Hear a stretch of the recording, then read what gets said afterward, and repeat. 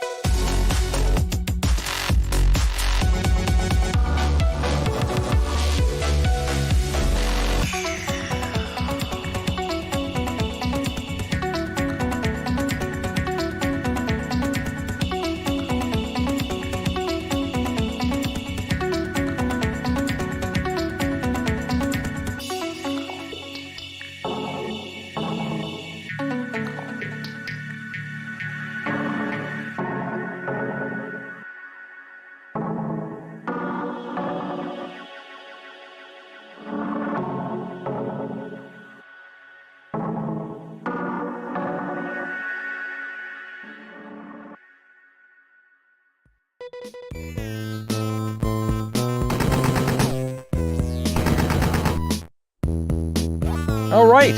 Little technical difficulties as usual, right, Stephen? We always have some technical difficulties at the beginning of a show, right? Yeah, this is a budget show and a family show, but we have a low budget. We do. But again, that was the whole point of the AMIGA. The AMIGA was an inexpensive TV studio. Instead of $100,000, you're spending maybe $5,000.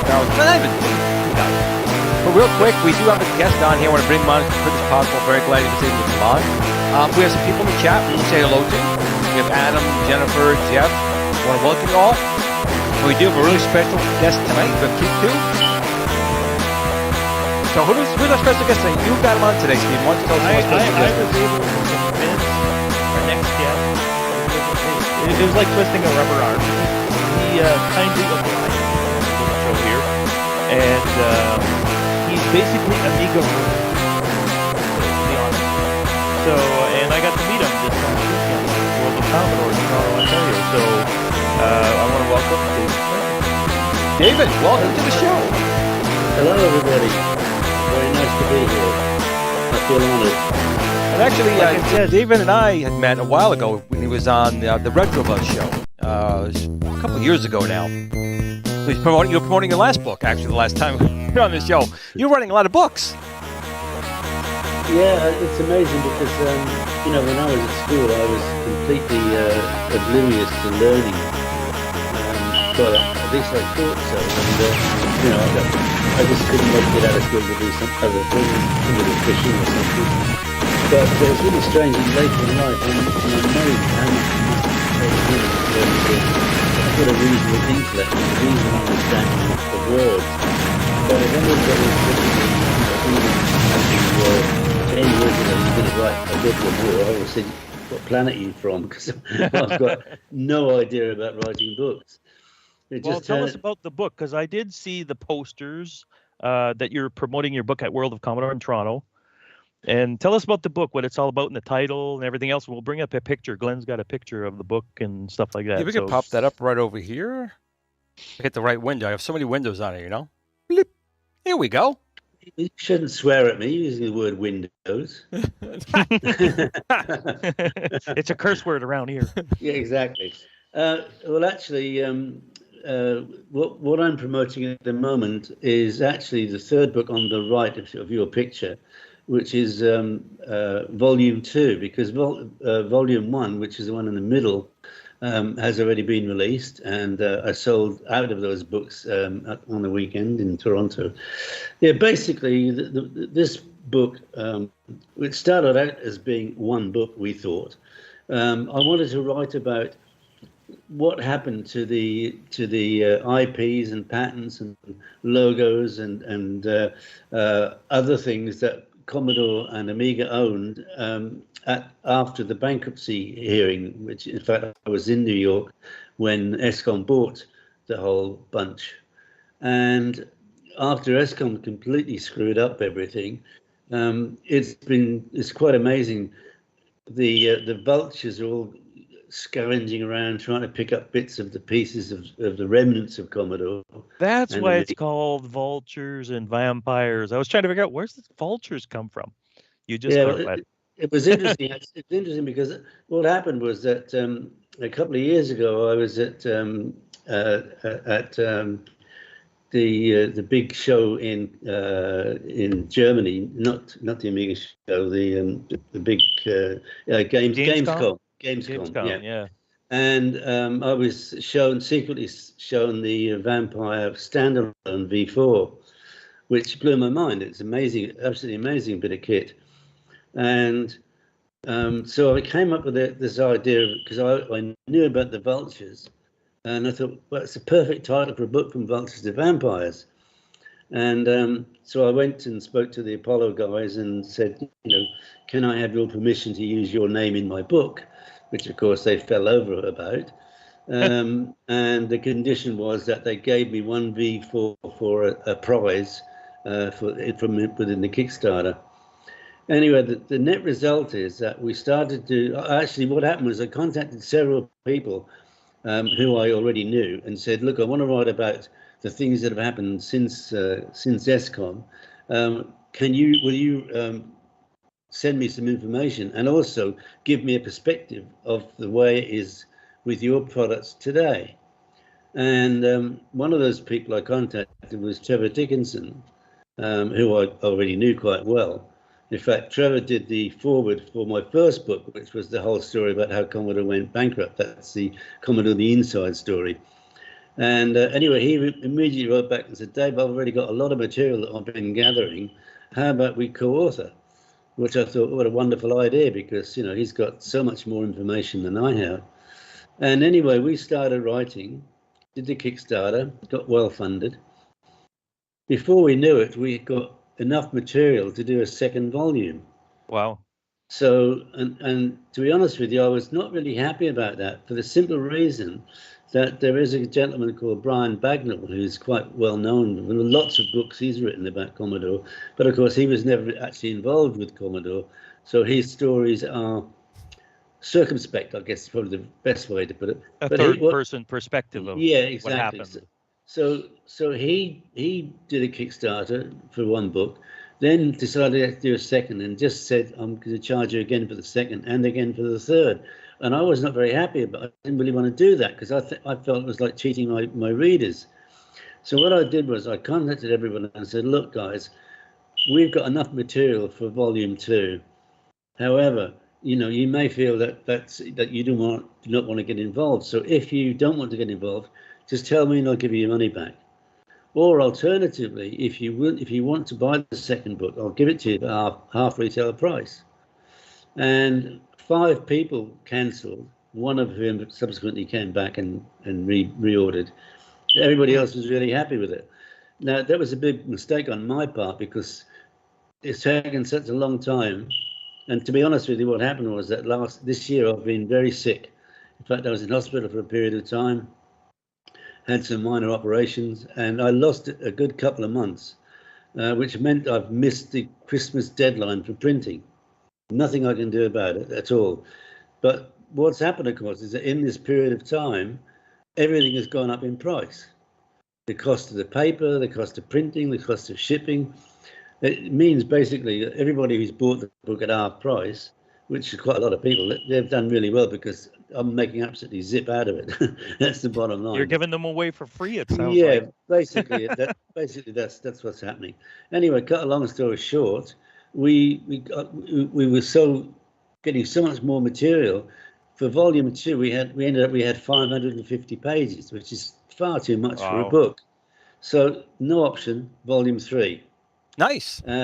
This time I'm charging £26. Take it or leave it, because that's what it's going to cost. And I've got to make. Well, everything's gone up. Everything's gone up. So a loaf of bread is more money, David. Yeah, eggs. My God. Anyway, the retail price is still the same, £35, and people who buy up from my website, that's what they'll pay. But to all of the people who are already involved and have been supporting me is £26, which is pretty good. For a book, that's cheap.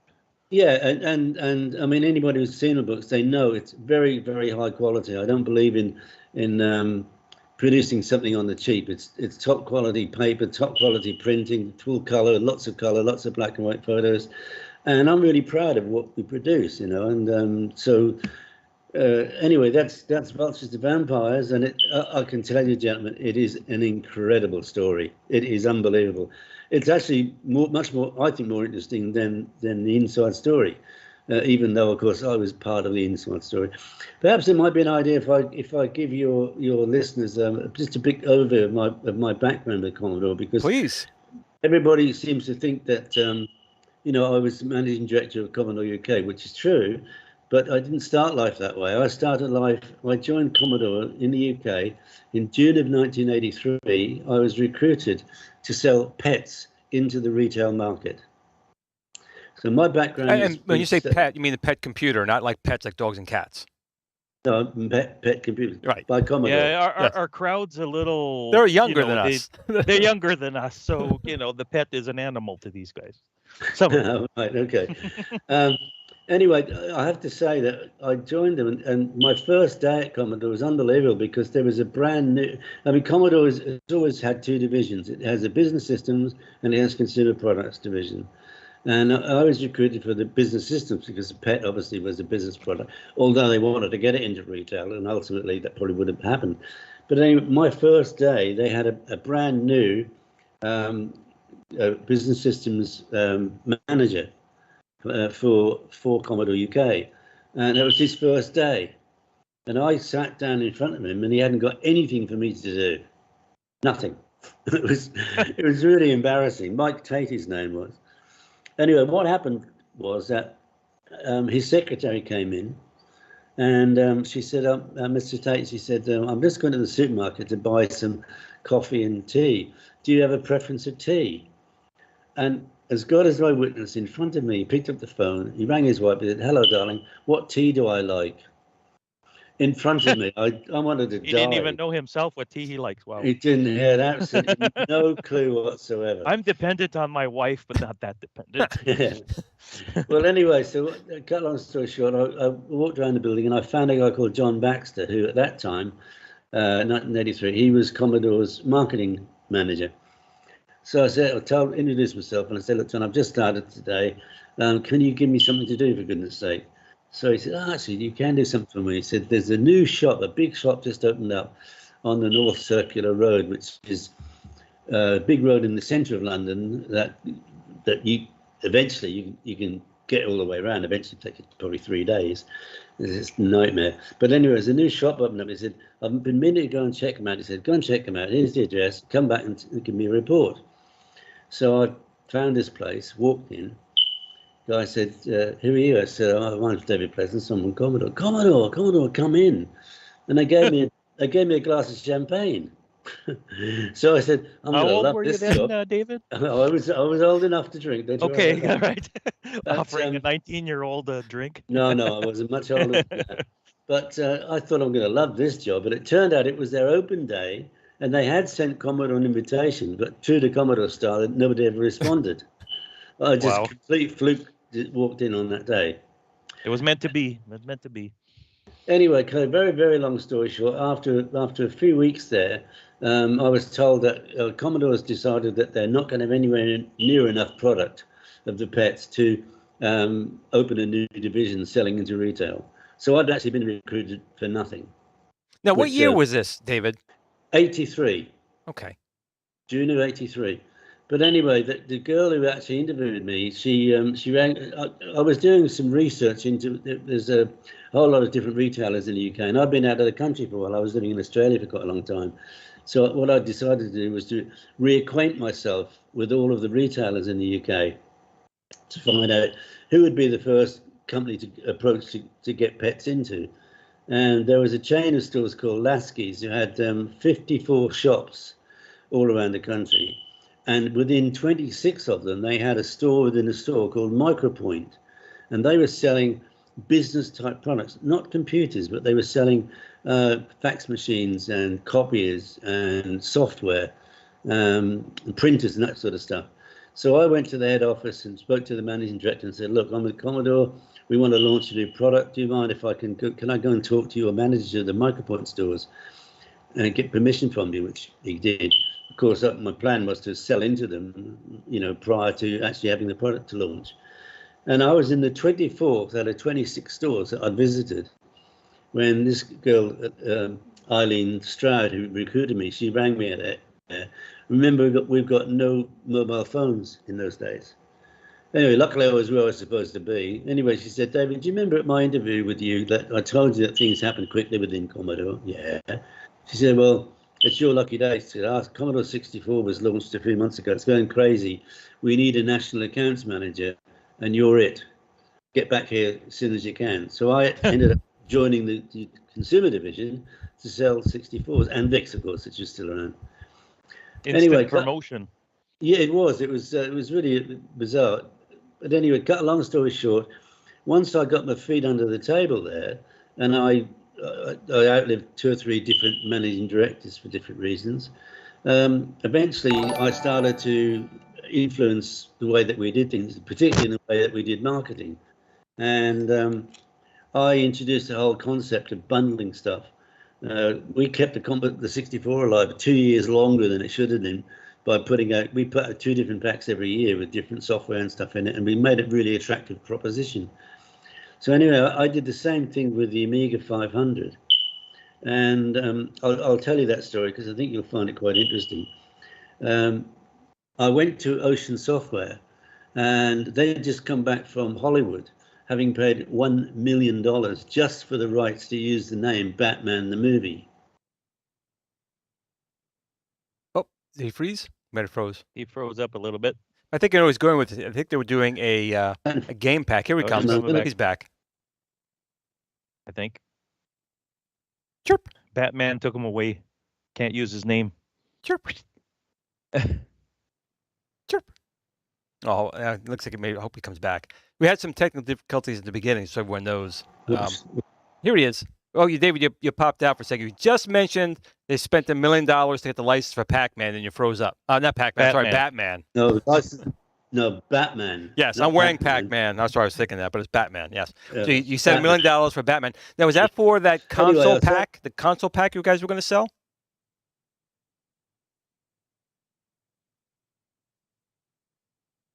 See, he's in Florida, right? He's in Florida. Must be thundering and lightning over there. Yes. No, it's not at all. It's very Okay, so $1 million for Batman, the Batman license. Right. So what I sat in front of these guys and said, look, guys, I'm going to make a proposition to you that you'll either have the balls to go with, or you'll send for the men in the white coats to drag me away. They said, what do you want to do? I said, right, when's the game going to be ready? They said September. Okay. I said, right, what I want you to give me Batman, the game exclusively in my pack for 2 months. You can't sell it over the counter on its own. It's got to be only available in my pack. Now, my pack is going to have Batman all over it. the fact that Amiga Insider is incidental, because I don't know if you've ever tried to market a computer which is a piece of plastic with some keys on it. It's not very enticing and not easy to market. So I wanted to market what it will do for you, what it will give you, what it will show you. I said, I want to pay you very little for it, and I only want to commit to 10,000 pieces. At which point in time they said, send for the men in the white coats, obviously. Anyway, they said, David, we've got some concerns. I said, first of all, we think our dealers are going to be really pissed off. And I said, yeah, they will be. But if this works, they'll only be pissed off for a couple of days because they'll be selling a £400 product vis-a-vis a £40 product. And I know what I prefer to sell. Okay. They said, David, we've estimated it's going to cost us another $1 million to make the game. That's $2 million. And we've estimated how many we must make to at least break even. And we've also estimated how many we need to sell to make it really worthwhile. And we're afraid that this activity will affect those numbers.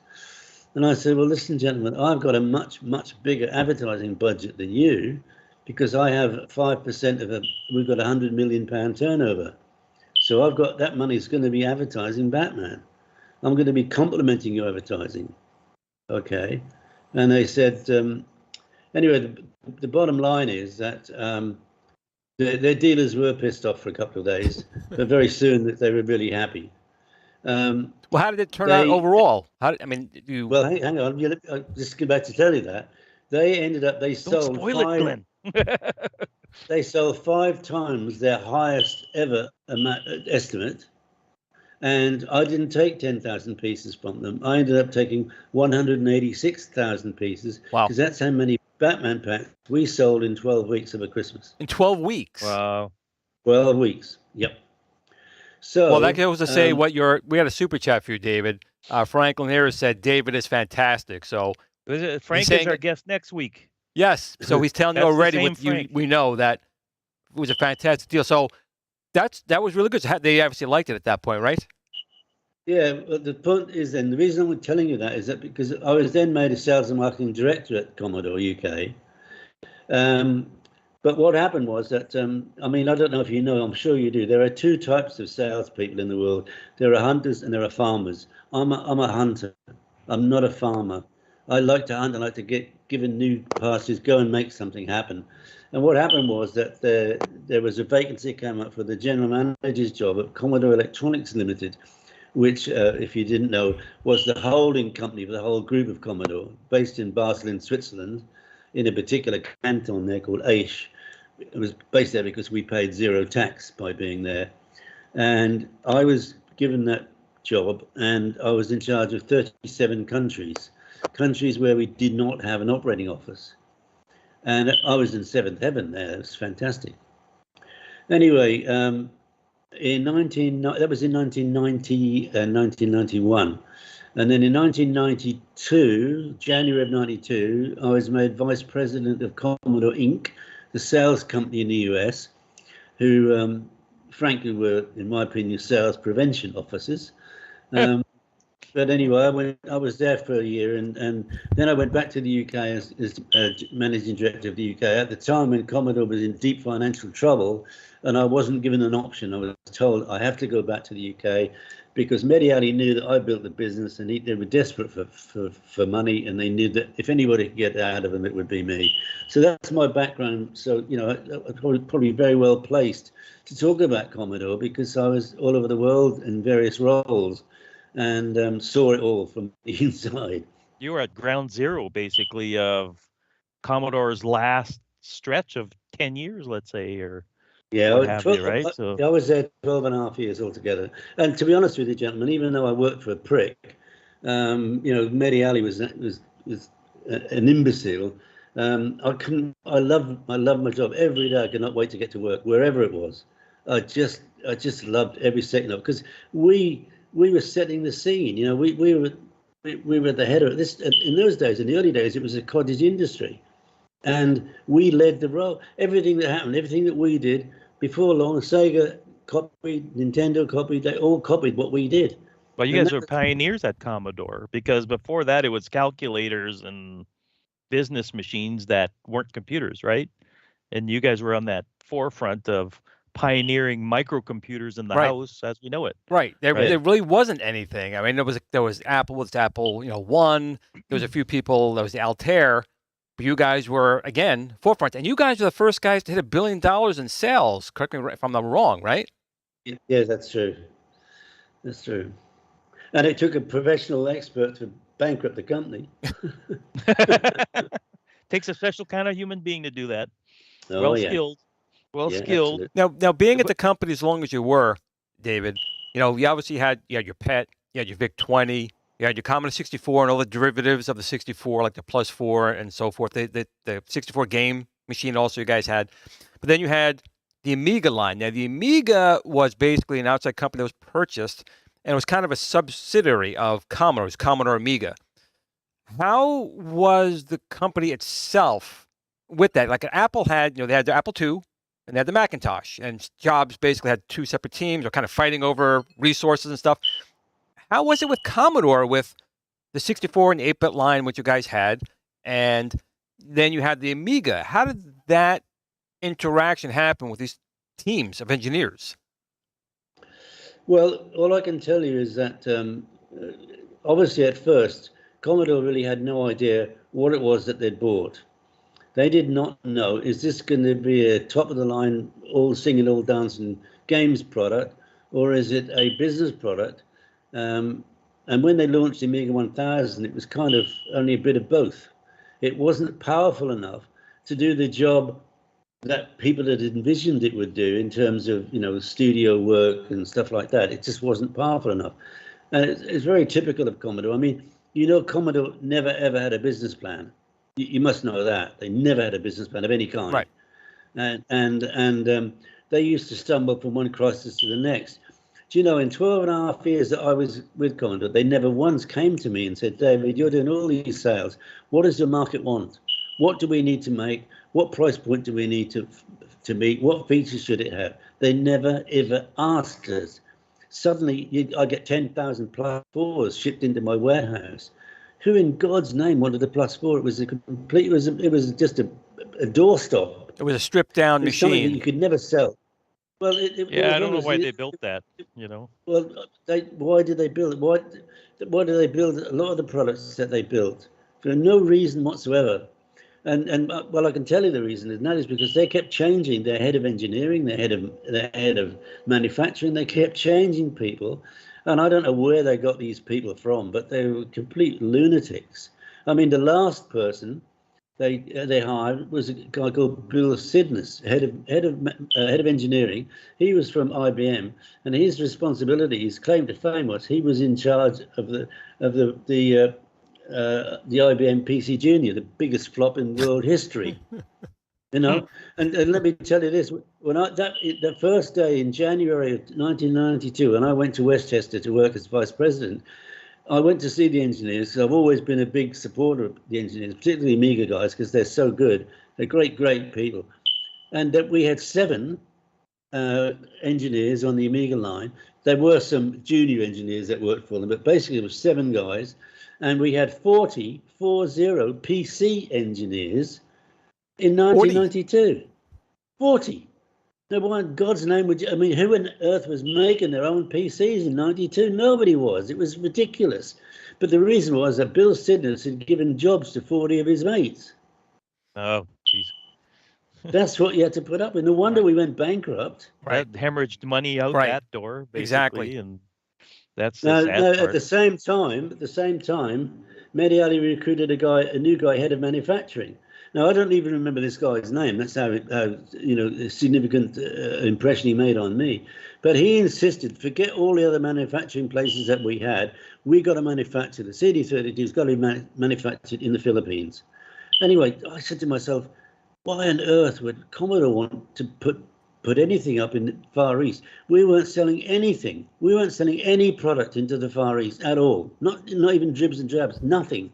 Why on earth would we build a manufacturing facility in the Philippines?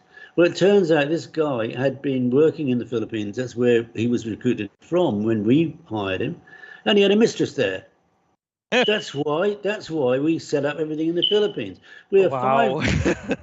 5 weeks by sea from our main market in Europe.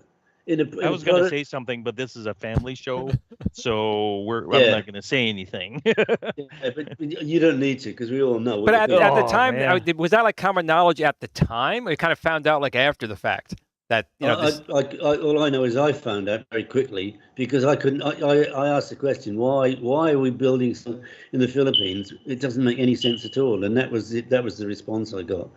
So I mean, it's no Wow. surprise really. Some of the decisions that were made were just unbelievable, incredible.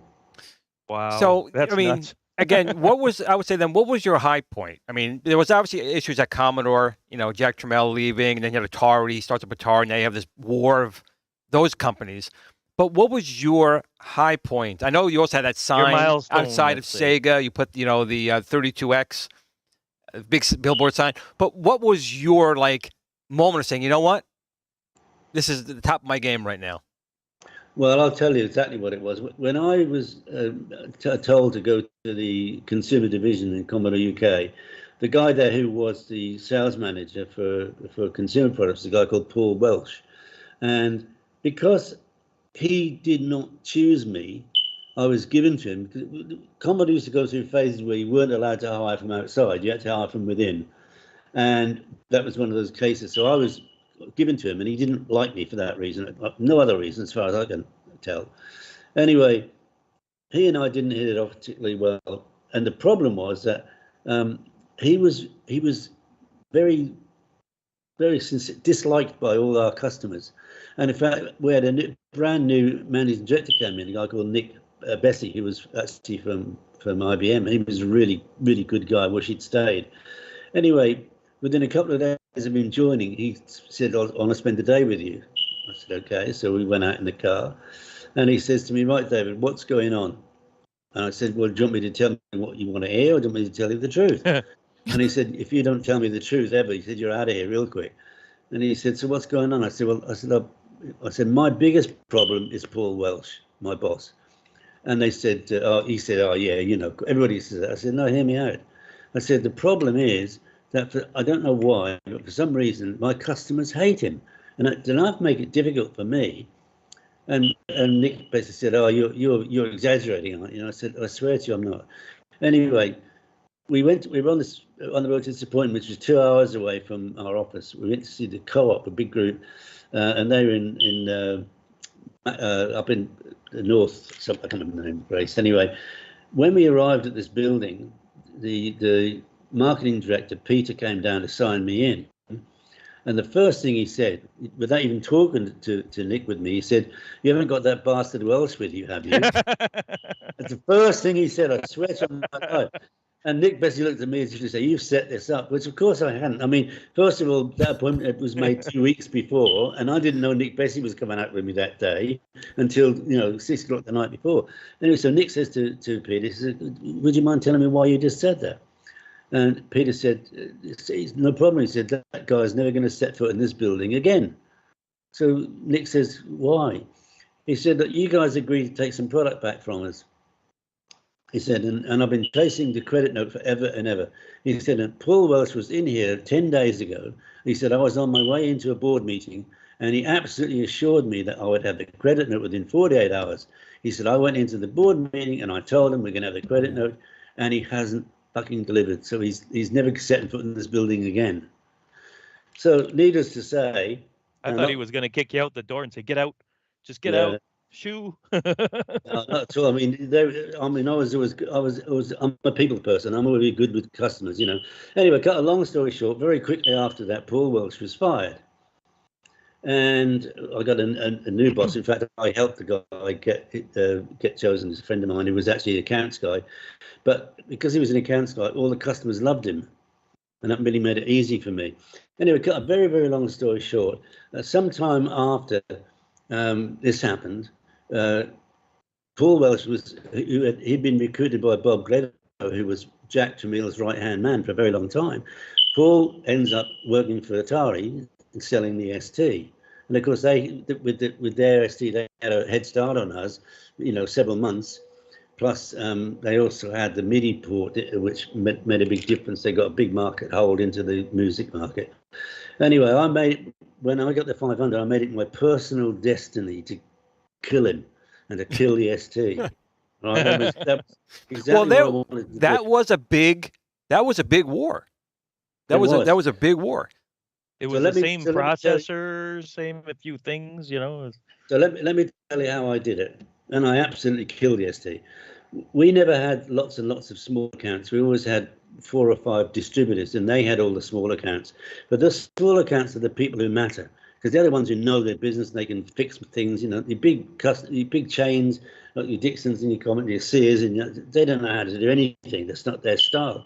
So what I did was I recruited SDL, which was Atari's sole distributor, and I sold them the Amiga as well, which I deliberately did that because I knew that they were Atari's distributor. So anyway, what happened was that I devised a program, a marketing promotion. And so I went to all of my distributors. I had 5 distributors, and I said, guys, of the marketing money that I give you this next 12 months, I want 2% of my money to go into this particular fund, and you're going to match it with yourself. And what we're going to do is we're going to give every single Commodore product some points. And if your dealers reach a certain number of points, we're going to take them on a fantastic trip, somewhere really, really good. The very first trip we did, we took them to Mexico City and then Acapulco. Well, I thought it would have been the Philippines or the first place you went. No, This was before that. Okay. Anyway, we in Acapulco, for example, we stayed in the Acapulco Princess, which at that time was in the top 5 hotels in the world, and it had swimming pools with flamingos walking around in it. It's that kind of place, absolutely delightful. Wow. We laid this trip on. On our last night, we'd hired the folklore Ballet Folklorico de Mexico, the top national dance company to dance for us. We had a big fireworks display. I mean, it was incredible. We took 36 dealers on that trip. When they all got back home, they rang all of their mates and said, "You don't know what you've missed. This was so fantastic." And then we took some to the Bahamas, and we took one trip. We took them to Singapore and then Hamilton Island in Australia on the Barrier Reef. Took wonderful places, and we spent a lot of money on it. The net result was that every time anybody went into a dealer store and said, "I want an ST," they said, "No, you don't. You want an Amiga." They switched. I want my free trip, damn it. Absolutely. That's brilliant. And that way we beat the ST hands down. Is that really, because the ST initially came out a little bit earlier? Was it because it wasn't as powerful as the Amiga? It didn't have custom chipsets. It was a basic machine, but it was selling in England and Britain better initially. But when the 500 came out, it was doing better. But are you saying this is actually what kind of like pushed it over the top? This is what really got the Amiga ahead of the ST? Absolutely. You got it. The thing is, when you think about marketing, you've got to get to the source. And the source is when somebody walks through the door, like for example, when SKool, this isn't direct bribing, basically. No. Well, in a way, yes. Indirectly, yes. Yeah. But but it's good. It's good. It's a means to an end, and at the end of the day, that's what you're after. I mean, if you think about it, SKool did the same thing when SKool took over. They bought all their stores. God knows why. I mean, it was one of the most stupid things ever, because they couldn't make up their mind whether they were distributors or were they manufacturers or were they retailers. But what they did is, if you went into any one of an SKool store, they would say, and go in and say, we want an Amiga. They said, no, you don't. You want a PC. They switched all of them to PCs because that's what they were. That was their ethos, Wow. Yeah. But they actually, I'm glad that worked. But that strategy worked. That's awesome. It did. But they actually bought, and I know you were very upset about it. When Commodore USA kind of went belly up, you were trying to save the company. You were trying to save the Amiga and the technology and all that stuff, and you kind of got screwed. You kind of got screwed with that, and you was like at the bottom of the hour. Like you were all set. You had all your ducks in a row. You were all set, and you kind of got stabbed. And we Colin Proudfoot, who was, when I was forced to take over as the MD in the UK, as I said, I turned it down before because I'm a hunter, not a farmer. When I was forced to take over, I'd given no option at all, and Mehdi made it very clear that the company was financially in big trouble, needed cash flow, and I said, look, Mehdi, I can read a balance sheet, but that's not my forte. I'm a sales and marketing guy. So we already had Colin was a financial director, I think. I said, make Colin co-MD with me. He can look after the finances to make sure that we spend it properly, and I'll make sure we bring the money in. So Colin and I never met him before that time, and he and I just hit it off straight away. There was something really good about it. And anyway, so we decided, because we were the strongest subsidiary, as I'm sure everybody realized, because 14 months after Commodore went bankrupt was the time that we ended up having to close the doors, because as every other subsidiary went under, we bought all their stock and carried on trading. So Colin and I sat down and we devised a business plan to management buyout. And I can tell you that that business plan, well, we raised $50 million in 94.5. You try to raise $50 million today, I mean, it's nearly impossible. And that's because our business plan was absolutely spot on. And basically, the way that we got screwed was that our $50 million was made up. There was 4 high wealth individuals. There was one guy who represented, I think, 5 or 6 high wealth individuals. And between them, they raised 25 million. The other 25 million was coming from a Chinese manufacturing company called New Star Electronics, who had up until that moment in time been ripping off Sega and Nintendo products and selling them into China without paying any royalties to anybody. But they'd been told by the Chinese government, you've got to get legit. So the idea was that they come in with 25 million. They would be a 50% partner in our business and our manufacturer. We're always going to get the best pricing because they're partners in our business. It was the most perfect scenario. And basically what happened was that Petro Tachenko, who he used to be, his job at Commodore, because he was at Commodore quite a long time, his job at Commodore was logistics. He was, let's say, if I forecast I was going to sell 10,000 widgets, he had to make sure I had 10,000 widgets in my warehouse, and all the other subsidiaries are the same. And he was absolutely useless at that anyway. And he was known by all of the general managers as Mehdi Ali's bag carrier, because Mehdi Ali used to come over to have general manager meetings either in Frankfurt or in London in my office. And wherever he was, Petro Tachenko would carry his suitcases for him. It's an absolute, well, never mind. Anyway, Sounds what like happened a piece was of work. he was recruited by SKool. And so was a guy called Bernard Van Teen, who was the general manager of Commodore Netherlands, who was another absolute crook. But anyway, what happened was that Tachenko stole our New Star Electronics from us, saying, don't pay them 25 million, we'll give it to you for a lot less and you got a much better deal. So they stole them away at the last minute. Now, of course, that meant that we still had 25 million to spend. But Colin and I, our business plan, we knew exactly what was going to happen. We knew we would not get credit terms. Nobody would give us credit terms because everybody who was supplying Commodore had been burnt big time. So we knew we would have to pay cash up front. And we sat down and worked out. I mean, Colin is a genius, trust me. And we worked out, I think it was 7 months and 3 days to the day that we would be in a position where we could start getting credit terms and therefore carry the business. So we knew we needed $50 million to run the business. So yes, the business initially was, SKool bid 14 million. I was there in the courtroom and they were forced then to up it by $1 million because the creditors insisted it wasn't enough. So yes, we could have paid 16 million and got it. But then we'd have gone bust ourselves. And what's the point of doing that? I mean, that's no good ethics for anybody. You know, we just couldn't make ourselves do it.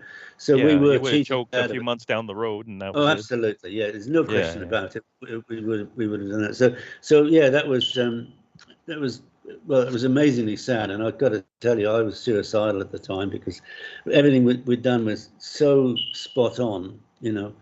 Well, that must have took the wind right out of your sails. Well, I got completely out of the business. I changed my whole life. I just dropped out. I was just so battered and bruised from it all, really. And bottom line is, I remarried. I married a girl from the Dominican Republic. I lived in the Dominican for a year and a half. Then we went to Australia. I bought a restaurant and ran a restaurant for 5 years.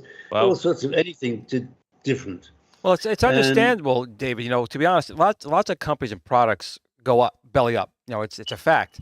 But when the Amiga and Commodore went down, it hit a lot of people, not just you, the entire community. You had the Commodore community, whether it was the Commodore 64 or the Amiga, are extremely loyal, and it affected a lot of people. Incredibly so. Yeah, absolutely. I mean, I'm sure it's David more so, sees that more so firsthand. now. Oh yeah, more so now. I mean, what happened to me was really bizarre. I mean, I came back to the UK in 2008, and to be honest with you, I was shocked. I wanted to get a job. I couldn't even get an interview. This is when the crash had happened, and I mean, my CV is impeccable. I've only worked for blue chip companies. I mean, prior to all of that, I was a professional musician, so I was a bit of a bum, really, in some regards. But once I got into sales and marketing, I've only ever worked for blue chip companies, and I couldn't even get an interview.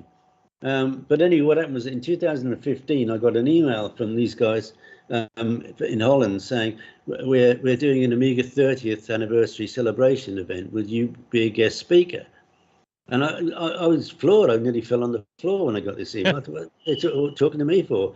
So I got back to them and I said, look, I don't know what I'm going to talk about, but yeah, I'd like to come. But obviously, I don't, because they asked me how much would I charge, and I said I wouldn't charge anything, but I don't think it should cost me any money. So I said, if you pay a low-cost fare and a cheap bed and breakfast, I'll be there. And guys, I've got to tell you, I walked into that room in Amsterdam and I was swamped. People come up saying, "Can I have a selfie? Can I have an autograph?" And I was like, who are they talking to? It's not me. Because all those years had passed by, and I had no idea that people had held me in that much regard. I had no idea. I swear Absolutely. You were the last holdout. You were the last holdout for this entire organization. And again, computers the thing is, with like the 64 and the Amiga, people grew up with it. A PC is a PC, they're coming around. But first interaction with something like a Mickey Mouse or Bugs Bunny, that was their first introduction to that stuff. So to them, the nostalgia factor is way up there. So you became like a rock star, basically. Well, like I said, like I introduced him, he's Commodore royalty, really, when you think about it, because like you said, Glenn, he's the last holdout to make it happen. Yeah, but I hope I'm not a queen. Not a queen, but royalty in the world, But today, that's okay to be a queen, but maybe not here. And I don't lose track of anything real quick, David. But there was one super chat. David, Paul Berries wanted to ask, did you ever work with Jack Hager from Midway during the Amiga days? I don't believe so. From which company? Midway. From Midway. No. They made Mortal Kombat and all that stuff. No, I don't. I mean, I'll tell you what happened was that I said I joined in June of 1983, and what happened was that having been in the consumer division for 3 or 4 months, one of my customers, one of my distributor MDs, came up to me and he said, "David," he said, "I've got a ticket for the flight and for a hotel for Las Vegas to Winter CES. I can't go." He said, "I made a mistake. I forgot." He said he had an apartment in Marbella, and he was supposed to take his family there, and he bought this ticket. He said, "Can I give you my ticket to go to Vegas?"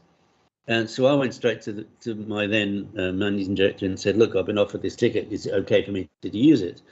And they said, "Yeah, that's absolutely fine, because you can make a report about what's going on and la-di-la-di-la." Now, the reason I'm mentioning this is because that first morning, I'm in the hotel where loads and loads and loads of people were from within the industry, particularly software companies, and they were having jibes at me, and they were saying, "Oh, you Commodore, you guys are going to get your comeuppance."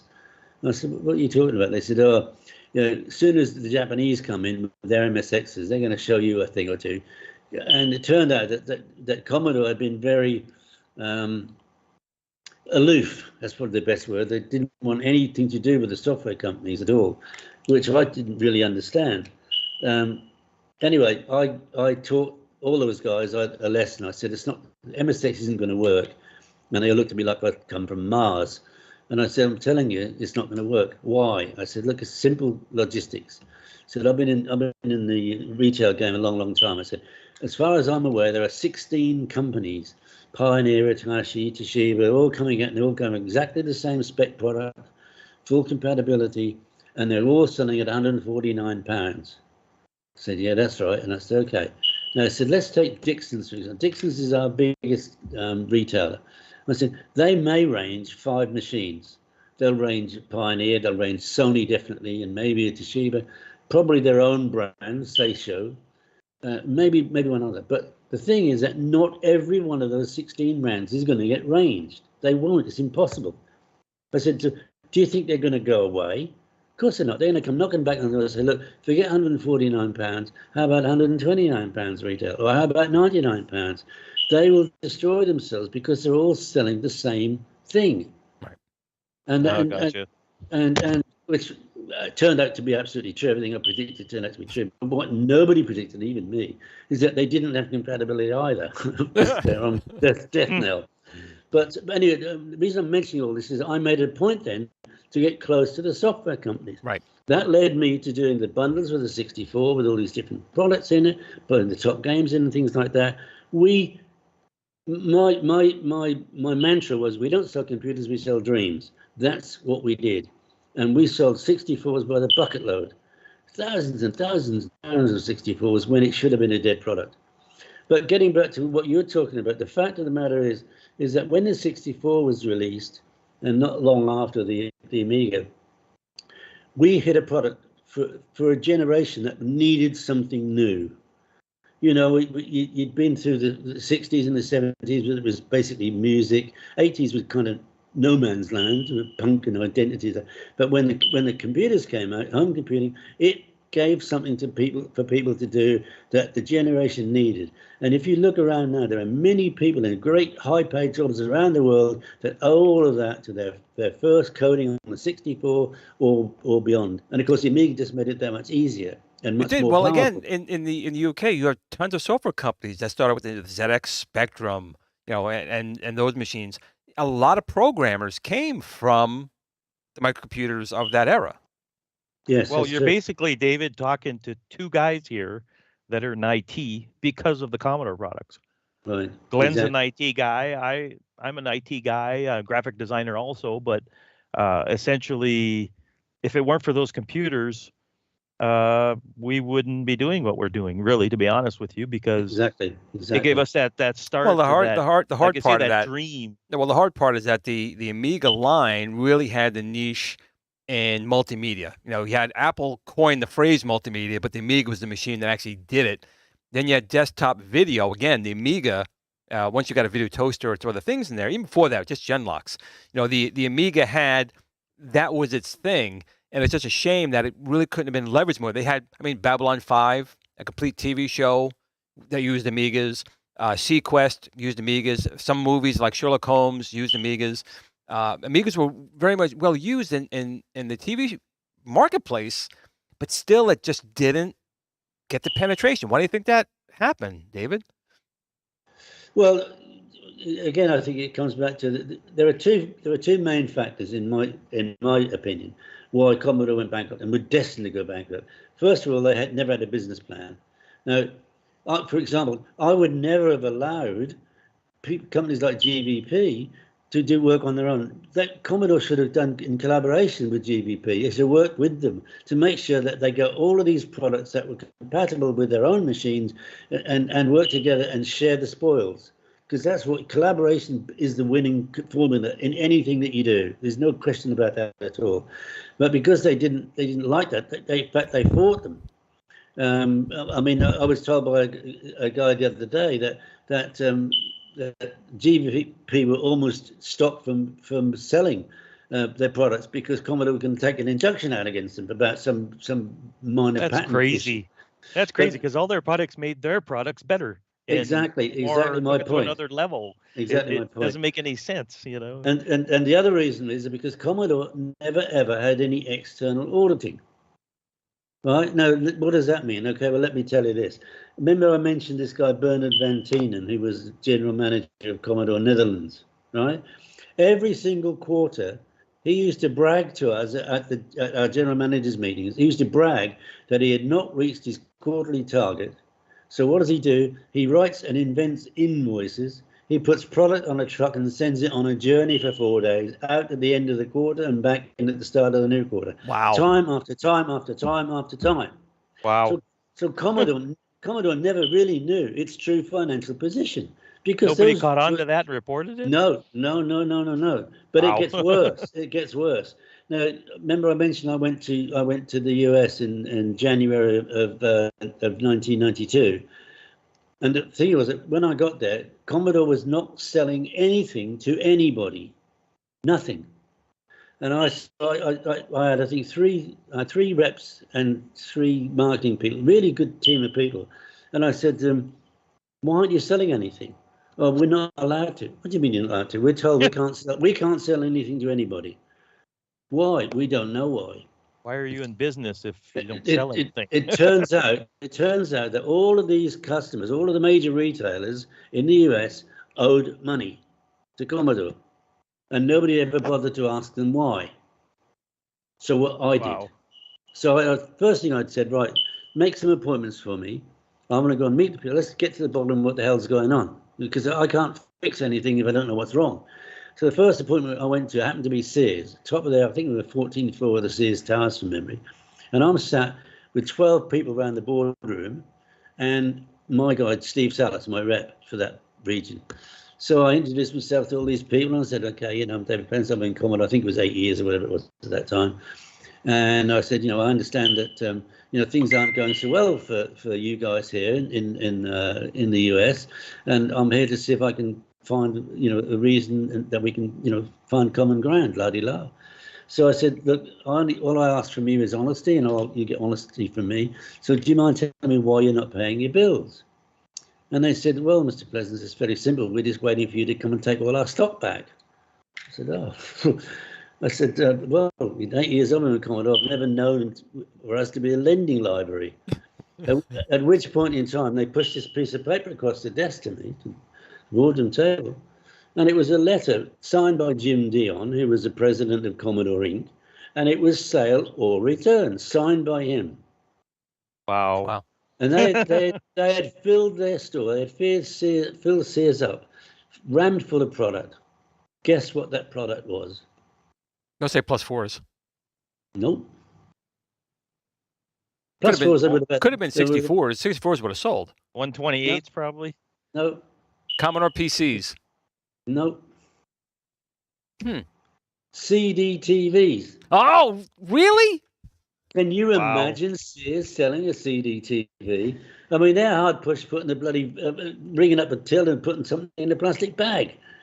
Can you imagine? That was an expensive CD player back in the day. It was ridiculous. I mean, I was absolutely shocked, and I thought, what the hell how am I going to get out of this?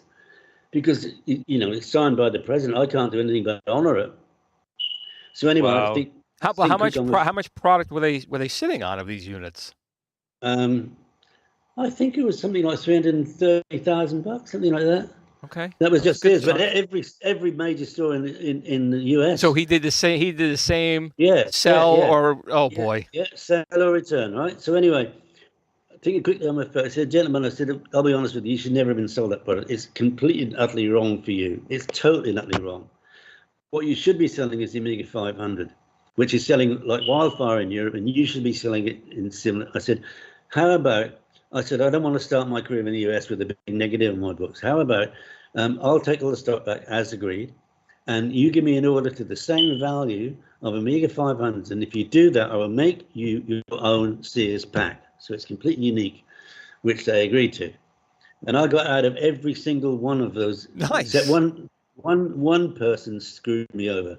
There was a company called Tandy Name Brand. Do you know them? Tandy Radio Shack.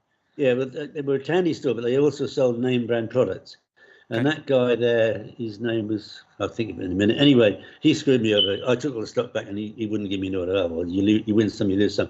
But the bottom line is that what I'm saying to you is that, see, Commodore thought it had sold all of this stuff. There was no money in the bank, And of course, Jim Dion had taken his bonus and his commission by recording his sales, and we'd never got the money wasn't in the bank. So here's two perfectly good examples of why not having external auditing, Commodore never really knew its own true financial position. Now, how can you run a business of any kind, even a small nickel and dime store, if you don't have a business plan and you don't have control of your money? Well, you were being raped and pillaged from within. That's the thing. Absolutely. Now, you'll love this story, right? Talking about Bernard Van Tienen. Just before I talk about that, I don't know if you probably don't know this, but 3 days before Commodore declared bankruptcy, they had a board meeting and they called in their insurance broker.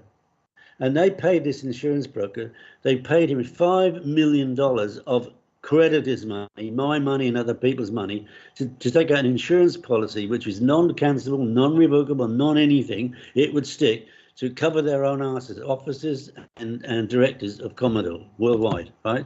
$5 million they spent of our money. Now then, Bernard Van Tienen was sued by the Dutch liquidator. So was Petrotchenko. No, they weren't sued for, I've never gone into the reasons why, but they wouldn't have been sued for no reason. They had to been sued. They were both protected by this bloody insurance policy that we paid for. But anyway, Colin and I, we had to go and meet up with the Dutch liquidator. What it was, I think it was a patent that was shared between our two companies. Nothing bad. We had to go and meet him so we could settle who was going to settle the patent. And while we were there, a very nice guy, he said, "Oh, gentlemen, what do you think of this?" And he pushed a piece of paper across to us. And it was an expense claim from Bernard Van Tienen. And it was for an establishment called Yab Yum, which apparently was the most high-profile brothel in Amsterdam. And it was for $275,000. Wow. How about that, gentlemen? That's expenses he put through Commodore. For a brothel. It sounds like they hired all their buddies over there and just had one big party. That's who knows? But can you see what I'm saying? Can you see why it was? Me and Glenn here were too young to, file a protest or anything like that. We were 14, 15 years old. It's just one of those things. Like these companies, they like Commodore and Atari. You guys got built up, but you got some snakes in the mix. They knew where the loopholes were. And they completely exploited it, and that's what really took you guys down, to a degree. Yeah, well, absolutely. I mean, if you haven't got control of your own finances, if you believe what everybody tells you they've sold, you don't just, where's the bank account that shows it? Right. If it had sold all of those CDTVs, sold them, their money would be in the bank, and it wasn't. But nobody checked. So what would happen when they would ship these things out and they would like on a truck and come back in 4 days?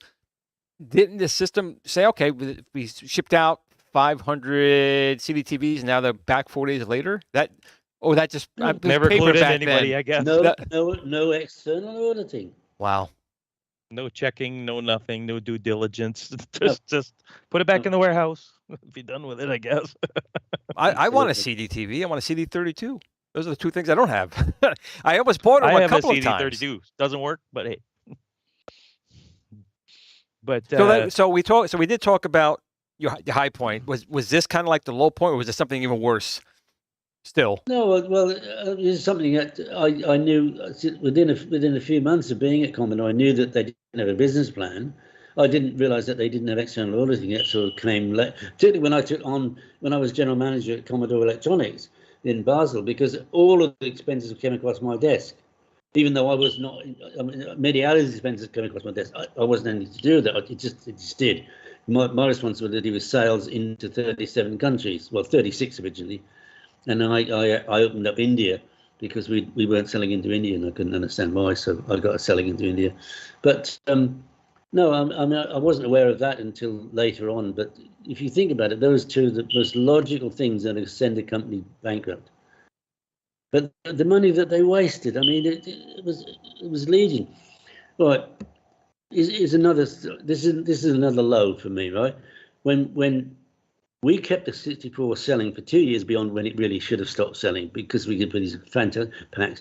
I mean, we put a pack together called the Connoisseur Collection, and we had inside a mouse. I think we're the first mouse in a computer ever right?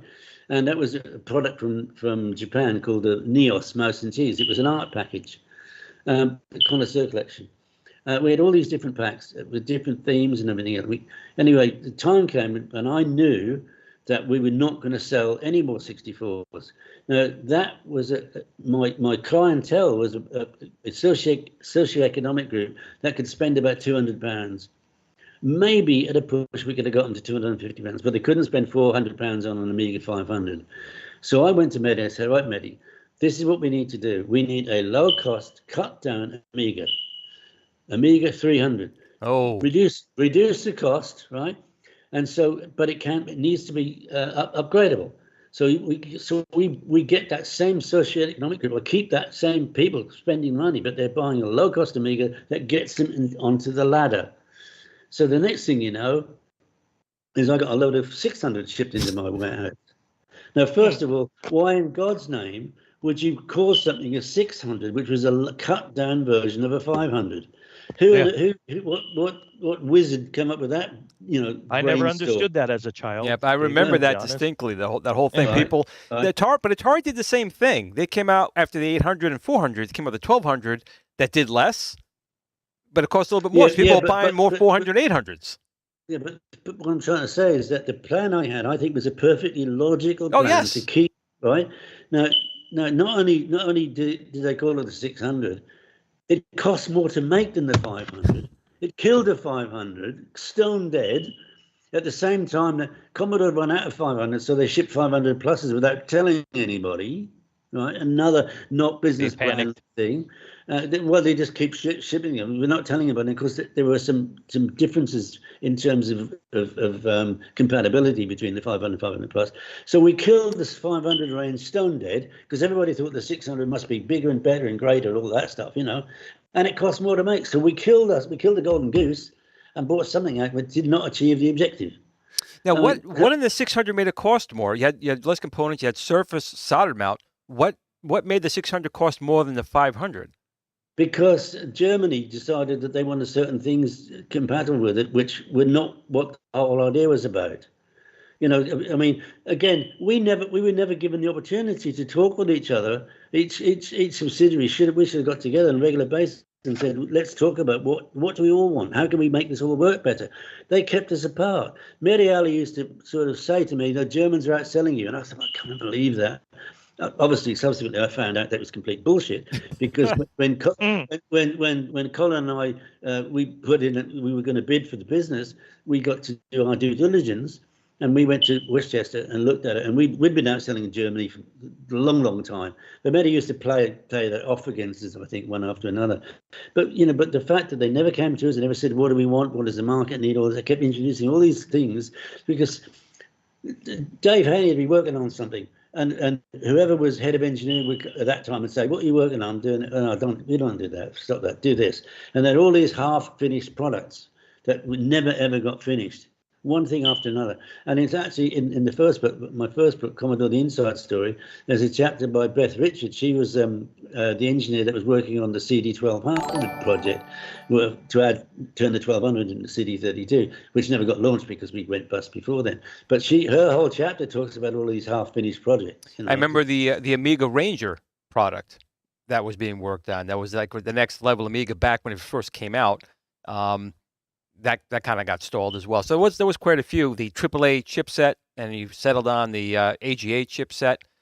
There was a lot of things in there that really would have kept the Amiga well ahead of the curve of the PC and Apple market. And the funny stories for me, back in 1990, I was working for Prodigy, and Prodigy was like CompuServe and AOL, back in the day here in the States. And I was using the PS2 computers in the office, but I brought in my Amiga 2000 tower that I built. I had a SX 386 SX bridge board in there, with the VGA adapter, and I had the M-Plant Mac emulator in there, and I'm running all these machines at the same time, and not the PC, but the Mac was blowing away the real Macintosh. They had Mac LCs there at the time, so the Mac guys rolling, they're all like, I'm a Mac, and they'll come over, and I'm running my emulator faster while I'm multitasking with Amiga stuff running at the same time better than their machines. So the Amiga had so many advantages, and it just wrenches my heart out that, when I'm sitting here Oh yeah. on the internet on my Amiga 2200 or whatever it is, and we appreciate all the work you did, because I don't know you personally. We've talked in the past a little bit, and I've heard the stories and read your books, and you definitely tried everything you could do, but you were literally hitting brick walls, or Yep. uncovering bodies and finding, oh my God, this you finding someone hid 1200s in the dirt in a grave. And like, what's going on? This didn't sell. So you had all these issues, but you still tried and tried right up until like I said, that end. And obviously, I know it hit you hard in doing so, but we appreciate the work that you did. And it's just sad because the Commodore was a big company. It was doing, calculators, and then, TI screwed you guys out of chips back in the day, and you had that war going. Then when the 64 came out and TI 9948 came out, there was that war going on, and the whole price war, which benefited us because computers came out, like I said, $500 at the time, and they came down eventually to like $199, $149. That helped the consumer for sure, and it spurred more people getting in to electronics and hobbies and modifying these machines. So I'm going a little bit of a rant here, but it's just one of those things where I think there was definitely a charm when each computer was its own ecosystem. Like now we have PCs and Mac, and it's just one big mess. But there was something special about a 64, something special about an Amiga, something special about an Atari 400. There was just something more personal about it. Yeah, but I mean, you've also got to just look at it from a different perspective. The Commodore 64 was the beginning of Jack Tramel's downfall. And why do I say that? Okay, well, just look at the fact of how many millions they sold. And by the way, most people have no real idea how many they sold. It's over 32 million. That's like the estimate, 32, 35 million around there. No. Actually, that's the highest estimate anybody's ever said to me. Most people were saying it was like 13 or 14 million. They actually sold just under 27 million. And the reason I know that is because when we looked at all of the books in our due diligence process, that's the number that there was. But of course, Commodore did not record many of the sales, so they didn't pay the tax on it, right? So they were clueless. Yeah, we sold a lot. Surprise. But the reason I'm mentioning that is because you cannot run a business that suddenly sells millions and millions and millions of computers if you're not well financed. Jack Tramell had no choice yet to get some finance to come in. No choice whatsoever. So that's when Irving Gould pops up. Irving Gould comes in with the money, and suddenly he's 22% shareholder, and Jack's down to 6%. End of story. That's where it begins. That's where it ends for Jack. That's as far as that's concerned. Oh, and by the way, can I just tell you? I'll tell you. You'll enjoy this story. I was very close to Irving Gould. Although I can't believe the number of times when I met him, every time I ever went to Manhattan to the office, because that's where Medi's office was, I always went to see him. And I was to try to tell him what's going wrong, and he wouldn't listen. I kept saying to him, look, you need to, Medi's doing the Medi's. I don't want to know. I put him there, he'll do it, whatever it was, right? So, but anyway, I had the impertinence one time to say to Irving, I said, Irving, would you mind telling me how you made your money? Expecting him to say "fuck off," I'm not going to tell you that. But that's none of your business or something. Yeah, but he said, "Oh, I don't mind telling you." He said, and I'll give you the exact words he used. He said, "I took the best piss of my life." I said, What do you mean? He said, "David," he said, "I was having lunch in the Four Seasons restaurant in Manhattan, which at that time was the place to be. Seemed to be seen there." He said, "and I needed to take a leak." So I went to the toilet. I just got there. And a young guy comes in, and the guy says, "Oh, fuck idiots! I can't believe these stupid people. They're so crazy. They're this, that, and the other." And Irving says, "Oh, what's the matter with you?" And this guy says, "Oh, I said I've just brought an opportunity to my company, fantastic idea, and they've turned it down." And so he said, "I can't believe they've turned it down." So Irving said, "Well, what is it? Tell me what the idea is." And this guy said, "Well, you know how people move stuff around the world in ships." He said, and if you're moving, you might be moving grain, you might be moving oil, you might be moving electronics. He said, it's a nightmare to pack into a ship So these guys have come up with a solution of 20-foot and 40-foot containers that you can put on trucks that are specially built. They get picked up and put onto the ship, a specially designed ship. He said that I've bought to them the rights to the container ship for the USA, and they've turned it down. And Erling said, "You've just found your man," and he invested in that, and that's where he made all his money from. Yeah, still being used today. Yeah, although the price is getting jacked up in that too. So Oh, yeah, absolutely, yeah, totally. Everything's going up in price. So, but real quick, we're running out of time here. One second, Stephen, real quick. So Hobby Ham sent us a super chat about the Commander X16. If we're going to do anything on that, now the Commander X16 is a computer by the 8-bit guy. We'll probably do something on that, Hobby Hands, in the future. I don't know when, but it's like a brand new 8-bit computer, kind of what we're talking about here, that he's been, like his passion project. If you've ever heard of the 8-bit guy, David, he's a big YouTuber, about 1.5 million. His name's David subs. too, isn't it? Yeah. Yes, it is, actually. But I don't think I have, but I'd like to get in touch. That'd be really excellent to do that. But listen, before we go, one of the main reasons I wanted to come on this is because I wanted to tell you guys about my new project. Have we got 5 minutes? Sure. I got more than 5 minutes for you. This other guy, Steven, he's got to go. He's got a life. I don't have that. I can stay here all day. I'm just the guy that keeps the clock in check. That's all. Sorry. I'm that guy. Yeah, well, what I've come up with is what I'm announcing as a brand new AGA for 2023. How does that sound? Really? See, it's got your interest. I got an open ear here. I'm listening. We're listening. You got our attention. What AGA is, AMIGA Global Alliance. And what it is that, we've got this community spread all over the world who are not talking with each other.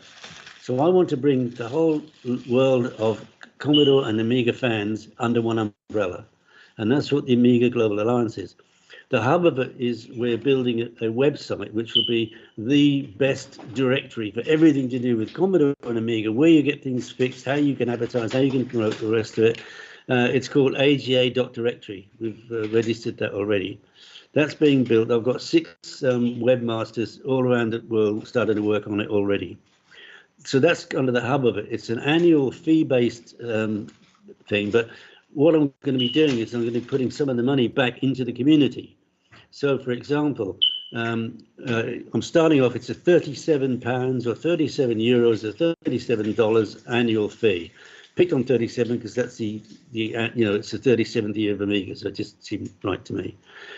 For that, they're getting a whole lot of goodies, by the way, but I'll come back onto that later. But essentially what happens is that money comes in, and if somebody is writing something, wants to say write a new piece of software, and they can't get any funding, we will help to fund it to get it started. We'll also help people who want to design hardware. We look at every case in its own rights and say, if it's a benefit to the community, we should support it to get them started. We'll also be helping people to do advertising, promote whatever it is that they've got. If they want some promotion, they can. We can help to fund it. So the money is coming back in to grow the community even further. But maybe this will jump back a revolution. Yeah, well, the thing is that there are two much bigger goals which will stem from this as a byproduct of the AGA.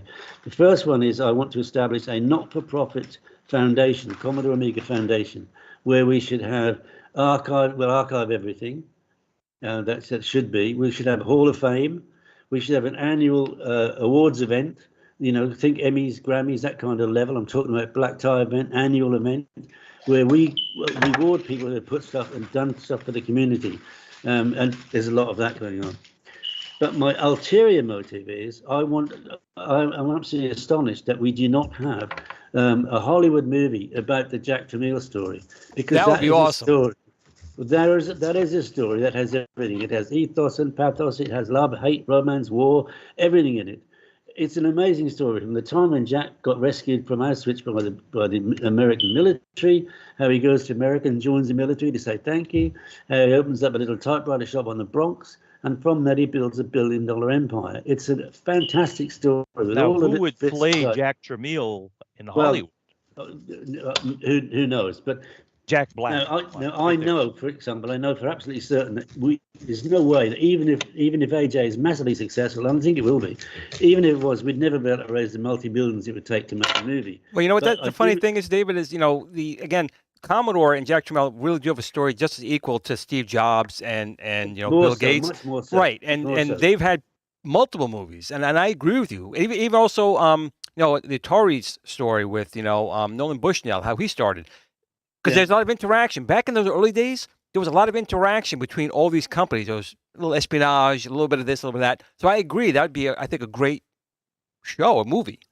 So as I said, I know that we can never raise enough money to actually do that. But what we can raise is what's called a war chest. An amount of money that we put to one side, and with that money, we'd get a team of people, very hand-selected, who go to Hollywood to negotiate with the movie moguls, to try to get the movie made.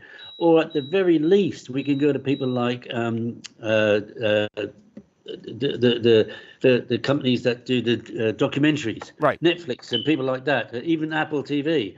And at very worst, get a documentary series about it, because it's David, I'm going to tell you something. I telling. just so happen to know people who do professional documentaries. I'll ping you afterwards. I'll give you some names, because you might want to talk to some of these people, because maybe we can make something happen here.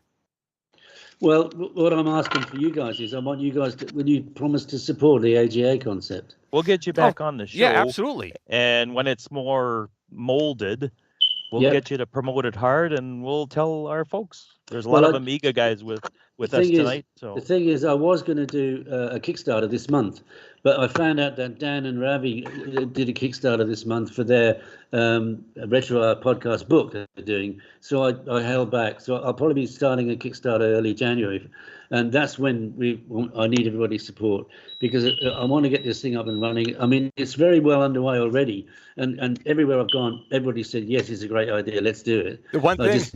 The one thing I mentioned, Goofyfoot said, stay away from Hollywood. I was just thinking, make sure it's not Lucasfilm, because they'll turn Tramiel into a woman. They'll woke everything out. So we have to be very careful with Hollywood. But yeah, don't go there. Don't go there.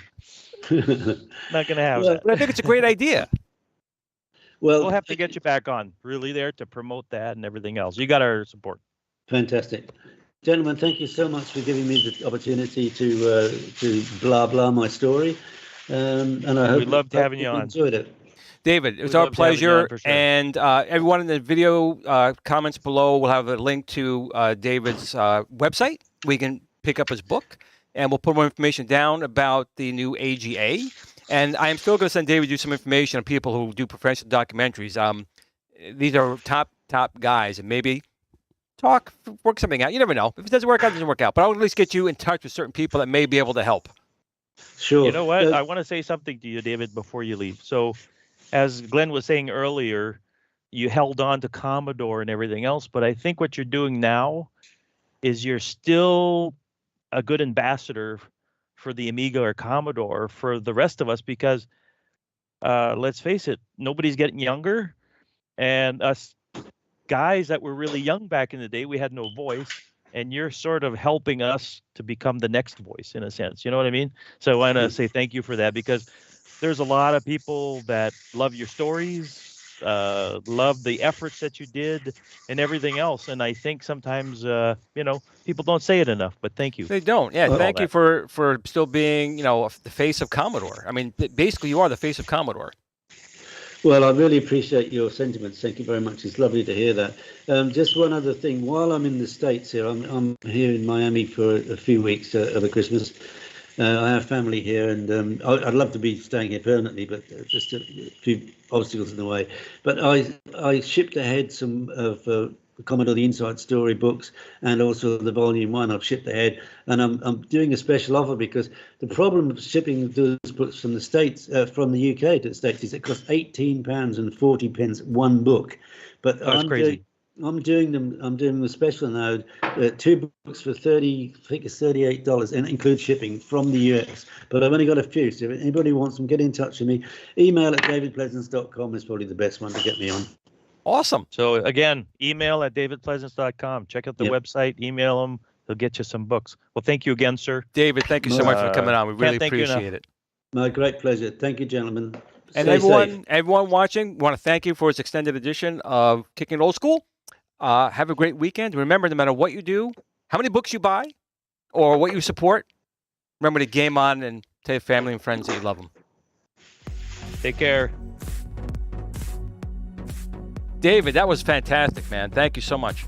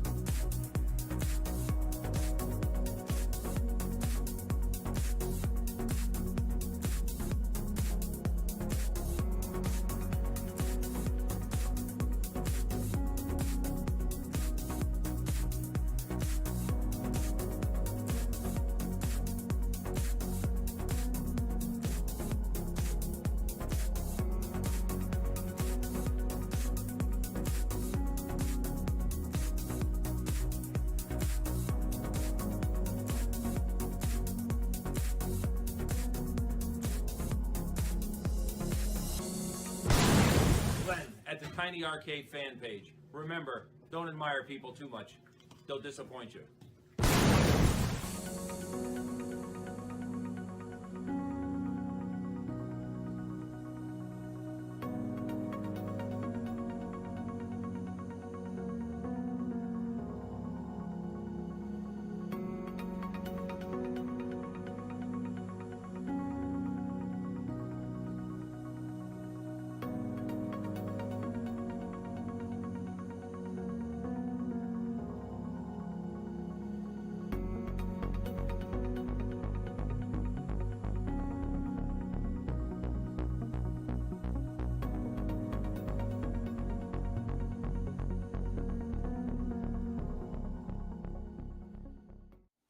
Sit, Blue, sit.